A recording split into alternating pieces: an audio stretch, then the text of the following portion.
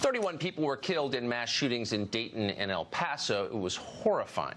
And yet at the same time, it's not as rare as we like to tell ourselves.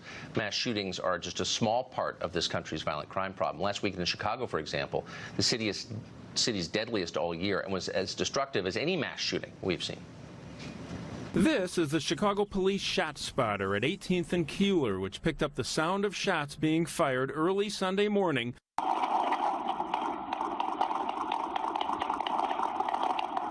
It goes on for almost a minute, the gunfire leaving a 33-year-old man dead and 8 people wounded. Citywide, 7 people were killed and 48 wounded over the weekend, many on the west side. Those 7 murders push Chicago to over 300 murders for the year. Most of those have occurred in just a handful of neighborhoods.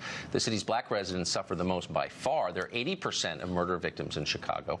Chicago has the most violence in the country, but it's not exceptional. Smaller cities, St. Louis, Baltimore, Detroit, are even more dangerous. By the way, that's not whataboutism. It's totally real, and it's ignored.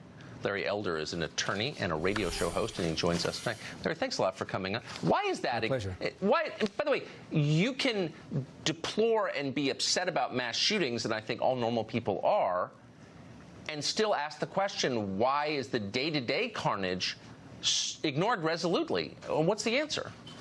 Well, it's a good question. 17,000 homicides last year. Half of those were by black people against black people. The #1 cause of preventable death for young black men is homicide. The #1 cause of preventable death for young white men is accidents like car accidents. 25% of young black men have criminal records as opposed to 10% of young white men.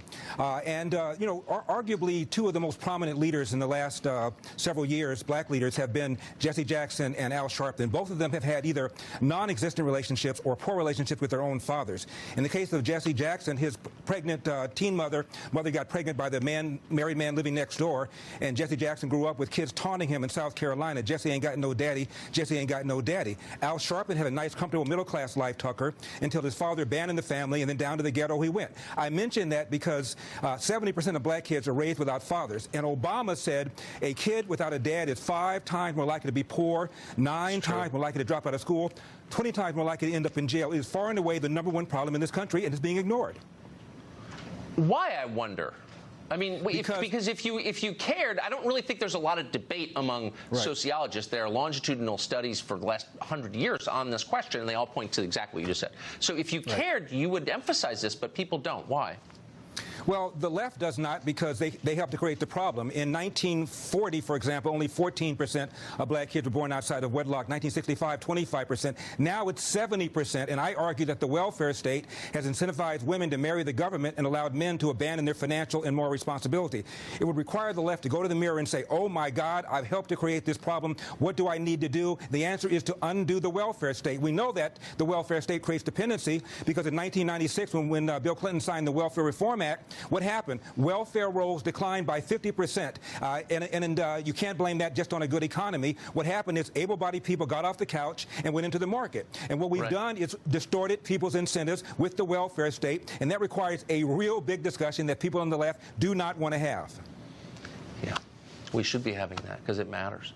I want to ask you about this, too. So the New York City Department of Health is now going after the city's police. The city's health commissioner publicly announced that interacting with law enforcement in any capacity is damaging to people's health. The new criminal justice action kit is being distributed to doctors to help them properly care for patients who suffered the trauma of interacting with the justice system. What do you make of that, and what's the long-term effect of an announcement like that, would you say? It's a horrific lie. There was just a paper published in the official journal of the National Association of Science, National Academy of Science, rather. 2 researchers from Pennsylvania, and they've been looking at a police shooting, I think it was in the year 2015, every single police shooting in the country, and they could not find any pattern of discrimination against black suspects, whether by a white cop or black cop. It didn't matter. There was no pattern of discrimination whatsoever. And that tracks a paper written by a black Harvard economist economist who also thought he was going to find a disproportionate use of deadly force against black people. He found the opposite, that police were more hesitant, more reluctant to pull the trigger on against black people. What this lie does, it causes young black men to be confrontational with cops instead of cooperating, and it causes the cops to pull back for fear that they'd be called racist. And you're seeing that what's called a Ferguson effect in places like Chicago, Baltimore, and St. Louis outside of Ferguson, where cops pull back, and the very people that the left claims they care about, black people, were the ones who are most likely to become victimized. So it has a real-world consequence. It is a lie. Yeah. And the usual people suffer, the people that absolutely no one actually cares about, I've noticed. Larry Elder, great to see you tonight. Thank you for that. You got it.